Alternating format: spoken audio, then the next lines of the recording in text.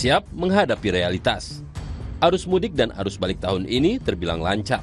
Namun, realitas pahit menghadang siapa saja seusai Lebaran ini. Semua pihak semestinya bersiap. Jumlah pemudik secara nasional menurun hingga 24% lebih dibandingkan tahun 2024. Pemerintah juga menerapkan berbagai strategi, mulai dari program mudik gratis, rekayasa one way di ruas tol ataupun ke arah objek wisata, sampai optimalisasi angkutan umum. Semua hal itu mendukung kelancaran mudik dan balik. Insiden kecelakaan ataupun kemacetan panjang berkurang. Namun, tidak bisa dimungkiri bahwa mengecilnya angka pemudik merupakan dampak dari kondisi ekonomi yang melanda negeri ini. Sebagian warga memilih tidak mudik karena ketiadaan ongkos atau sengaja berhemat setelah mengalami tekanan, termasuk menjadi korban pemutusan hubungan kerja alias PHK. Seusai Lebaran, hantaman baru bakal memperberat situasi, yaitu dampak dari kebijakan tarif Trump terhadap Indonesia.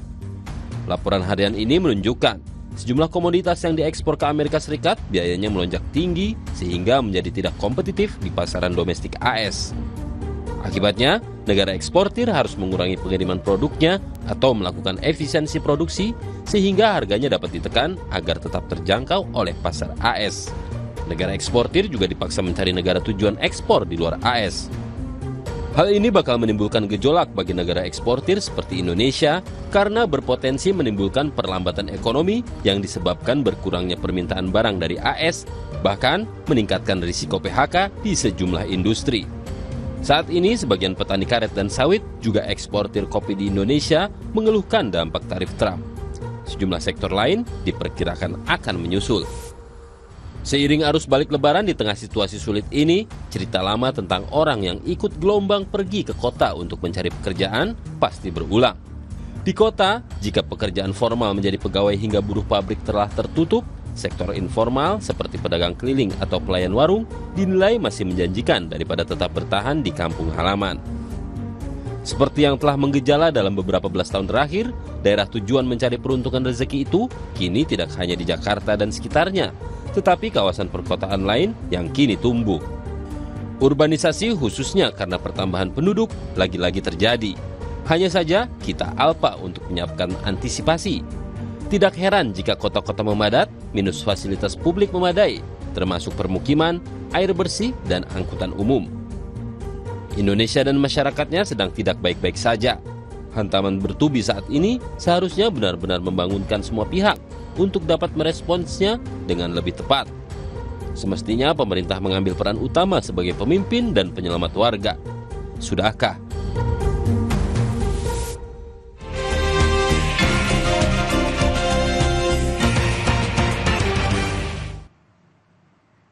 Di hari Sabtu ini, 5 April 2025, Harian Kompas menyoroti sejumlah hal, diantaranya terkait dengan gelombang arus balik mendekati puncak antrean kendaraan pemudik yang berjalan lambat saat arus balik melintasi Tol Bawen Semarang di Pudak Payung, Kota Semarang, Jawa Tengah. Ini merupakan foto berita yang ada di halaman muka. Rekayasa lalu lintas dengan pemberlakuan satu arah akan diterapkan situasional di sejumlah ruas tol untuk mengurangi kepadatan lalu lintas saat arus balik berlangsung.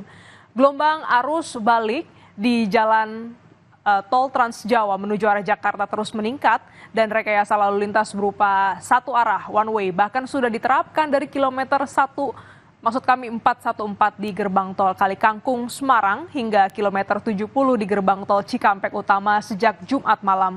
Sesudah gerbang tol Cikampek Utama dilakukan skema lawan arus hingga kilometer 47. Penerapan satu arah berlangsung secara bertahap sejak hari Kamis petang.